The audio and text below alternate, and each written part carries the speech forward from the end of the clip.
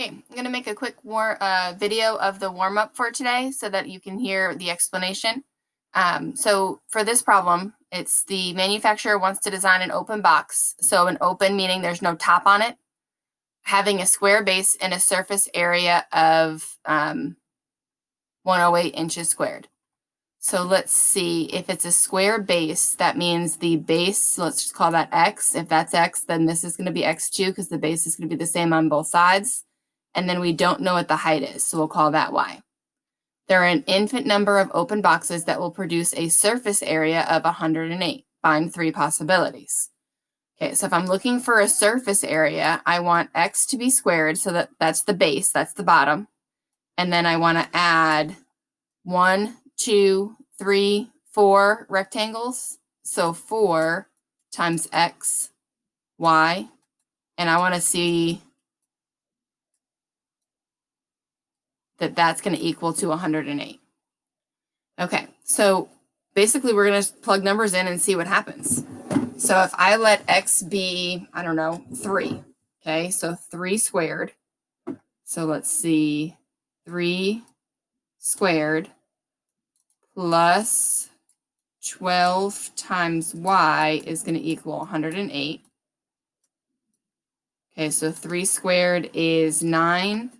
108 minus 9 is 99. Divided by 12. That's going to give me that y is equal to 8 1/4. Okay, so I want, let's see, there are an infinite number of boxes that will produce. So find a surface, sorry, I read that all wrong. There are an infinite number of open boxes that will produce a surface area of 108. Find three possibilities. So one is 3 by 3 by 8 1/4. Okay. So, and I don't have any more room there, but you guys can find two more possibilities on your own. Write an equation for the surface area. Okay, so we did that already. So the equation for the surface area is going to be that the surface area is going to equal x squared plus 4x y. All right, and then it wants me to, what are the dimensions that will produce a box with a maximum volume? So I want to maximize the volume. So volume is going to equal x times y, right? Length times width times height, or x squared times y. Okay, so now I need to use my secondary equation.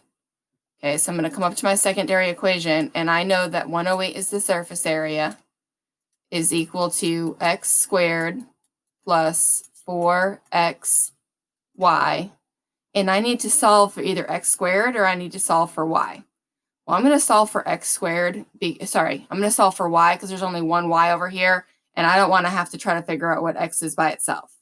So if I solve this for y, this is going to be 108 minus x squared is equal to 4xy, but I just want y over here. So I'm going to divide everything by 4x. Okay, so now I'm going to come back over here, and I'm going to say that volume equals, let's see, I've got x squared times 108 minus x squared divided by 4x. And let's see, I want to, first of all, give myself some more space to work. So I'm going to scroll that down a little bit. Okay. And I want to, let's see, I can cancel out one of these x's. So this x is going to cancel out one of the x's up top. And then I can distribute that x in so that I don't have to worry about trying to do a product rule. So volume equals, so let's see, that's going to be 108x divided by 4 is, or sorry, minus, that'll be x to the third divided by 4. And now I want to maximize this. So I want to see what the derivative is, and I want to set the derivative equal to 0. So v prime is going to equal 108 divided by 4. Let's see, and then minus 3x squared divided by 4. And I'm going to set this equal to 0. So that's going to give me 108 over 4 equals 3x squared over 4. I don't know if I have any more space to write. Oh, I am out. Okay, that's okay. Here we go. So let's see. Let's cross multiply. Let's see if I multiply both sides by 4. That'll cancel that 4 out underneath. And let's divide by 108 by 3. That's going to give me 36. So that's going to give me x squared is equal to 36, which means x is equal to plus or minus 6. In this case, the only one that makes sense is the positive 6. So if I come back up here, oops, I gotta move the arrow. So if I come back up here, okay, and I know x is equal to 6. So I have 6 by 6, because the bases are going to be the same, by, now I need to figure out what y is. So let's plug in 6 right here. Okay, so let's see, 6 squared is 36, and 108 minus 36 is going to give me 72. So this is going to be 72 on the top. And then 4 times 6 is going to be 24. So 72 divided by 24 is going to be 3. So the dimensions that'll produce a maximum volume are 6 by 6 by 3. Okay, and that's the end of that one. And now let's do the second. Okay, let's see what we got here. All right, manufacturer wants, no, that's the same one. Hold on a minute. I want to do the other one. Okay, hold on a second. I want this one. Yeah, there it is. And I'm going to open this with Google Docs. Sorry, I talk to myself when I'm trying to make this happen. Okay, oh, you can't see the problem. So the other warm-up was an offshore oil well is 2 kilometers off the coast. The refinery is 4 kilometers down the coast. Laying pipe in the ocean is twice as expensive as on land. What path should the pipe follow in order to minimize the cost? Okay, so I want the cost to be minimum. So that's what I'm trying to do. So I need to find a formula for the cost. Okay, so let's see what we got here. Let's draw ourselves a little sketch. So I've got the ocean. We'll just make this ocean right here. All right, so I've got some waves. And I've got an offshore oil well is 2 kilometers off the coast. So right here, my oil well, so I'll just label that OW for oil well, is 2 kilometers off the coast. Now remember, when we're measuring distance, we always measure at a perpendicular. So that 2 kilometers is perpendicular to the coast.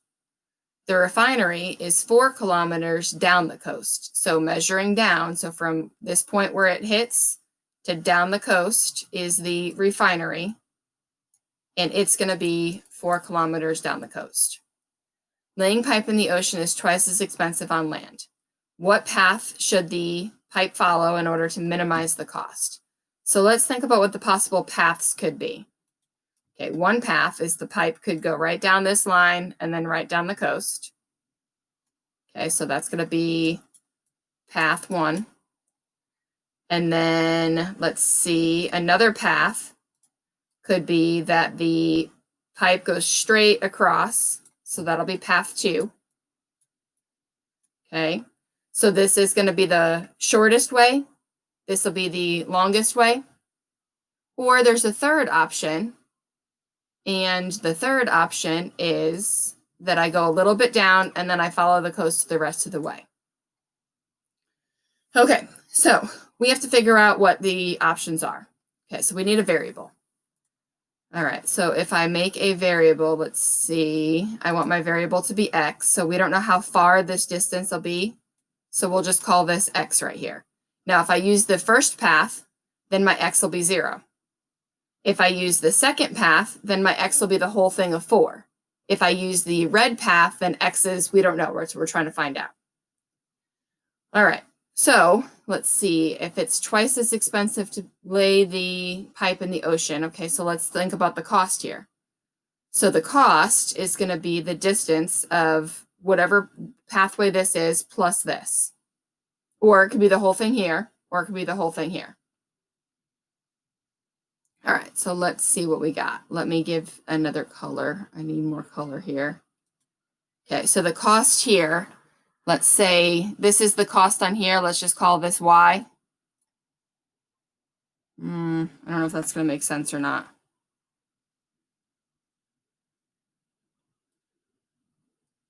I don't like that y. I think that's confusing. I'm going to erase that. I'm going to erase that y for just a second because I think that that's a little bit confusing. So let's think about what we're going to do here. So the pipe is going to travel on some pathway, and we're going to have to figure out what the cost is. Okay, so the first thing we have to do is figure out what distance the pipe travels.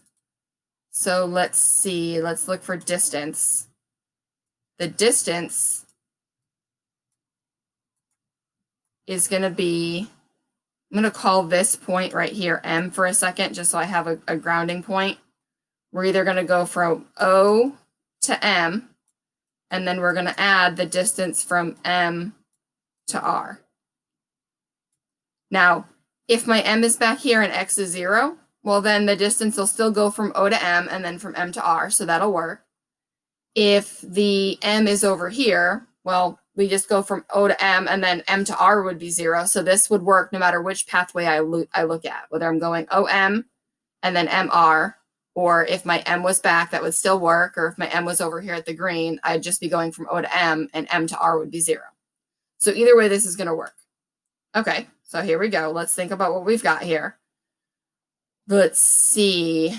O to M is going to be in the ocean, right? No matter what we look at, O to M is going to cost twice as much as the distance from M to R.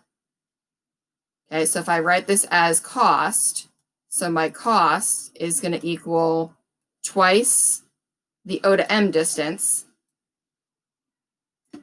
plus the M to R. And again, if O to M was back here, that's okay. And then M to R would still be work. Okay, so we're looking good no matter which pathway we use. If we're O to M and M is on the green pathway, well, then we've still got M to R is 0, and that would be twice whatever that cost is the whole way through. So we're looking good. Okay, so the only thing I need to figure out is how I'm going to use this 2, 4, and this X. So I've got to figure out distance. All right, so let's see what we've got. Let me move this down so I can write an equation. Oops. How come it's not moving my points this time?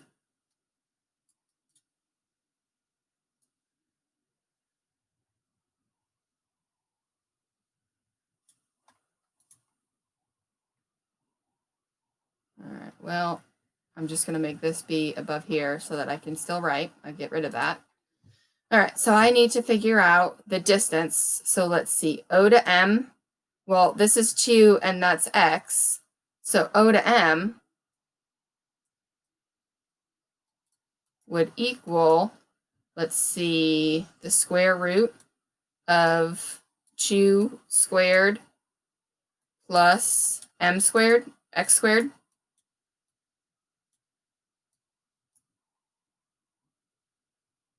Okay, so let's see. Okay, does that make sense? Okay, because that's the Pythagorean theorem. So x squared plus 2 squared, so 4 plus x squared is going to equal this distance, and then square root it. All right, and then the distance from M to R is going to be, let's see, what do we have? We have from this point to this point, so that'll be 4 minus my x, whatever that value is. So my distance here is the 4 that it would be minus whatever I'd get for x. And again, if I was following the yellow, then M to R would be a whole 4 because I would have 0 for x. And if I was following the green, then m to r would be 0 because I don't have anything left. Okay, so let's see what we've got. So let's see, I need to move this up. Okay, so you guys have all that. I need to erase, I'm gonna have to erase this picture for a second so I have more room. Okay, well, it won't let me erase the, oh, there it goes.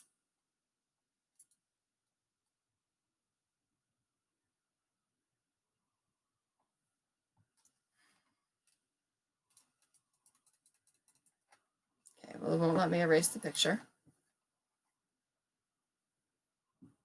All right, we'll just write over here. No problem, we can make this work. Okay, so my cost is gonna equal twice the square root of 4 plus x squared, and then plus 4 minus x for O to m, or sorry, from m to r.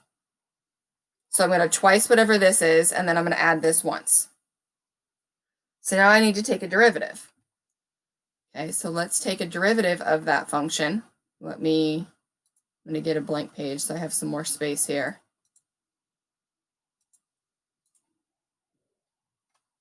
Okay, so I've got 2 square roots. Let me write that down. So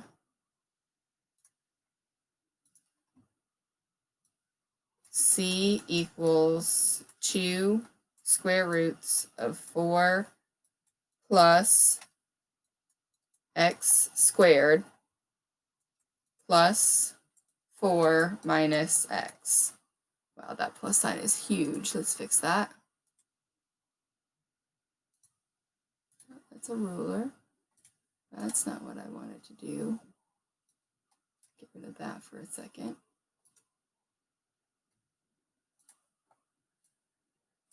Okay, and make that a normal plus sign. Okay, here we go. So now this is really to the 1/2 power. Okay, so if I'm going to take a derivative, c prime is going to equal 2 times 1/2 is nothing. So I've got the square root, so I've got this 4 plus x squared to the negative 1/2 power. And now I have to multiply by the derivative of the inside, which is going to give me 2x. And the derivative of 4 is nothing, and the derivative of x, or negative x, is -1. And I'm going to set this equal to 0. So the 1 comes to this side is equal to, I've got 2x on top, and I've got the square root of 4 plus x squared on the bottom. So if I cross multiply, that's going to give me the 4 plus x squared will come up top, and I square rooted it. Or sorry, square root of. So let me write that down. So this is going to be the square root of 4 plus x squared is equal to my 2x. And then I need to get that square root. Oh, I need to get rid of the square root. So I'm going to square both sides. So that's going to give me, I've got, let's see, 4 plus x squared is going to equal 4 x squared. So then 4 is going to equal 3 x squared. So then let's see, that's going to be x is equal to the square root of 3, and then the square root of 4 is 2. So x is going to be square root of 3. Oh wait, I wrote that backwards because the 3 is going to go on the other side. Hold on a second. I divided in my head, so the 2 is going to be on top, and the square root of 3 is going to be on the denominator. So x is going to equal 2 square roots of 3. Okay, so let me write that in there over here. So let's come back to this. So x is going to equal 2 over the square root of 3.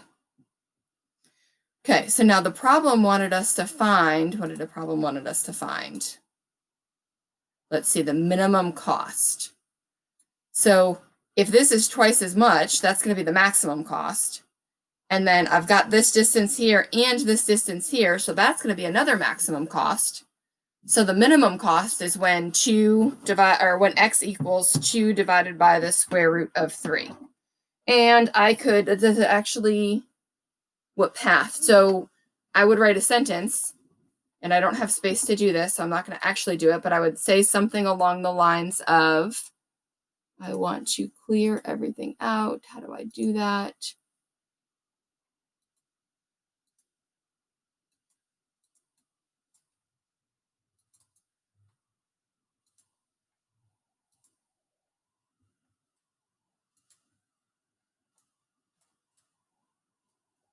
Well, I can read it again, so let's stop wasting time.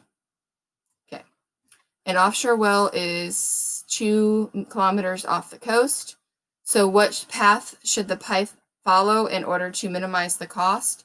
The path that the pipe should follow is the path should go through the water and hit the coast 2 over the square root of 3 kilometers from the point, and then travel the rest of the way down the coastline.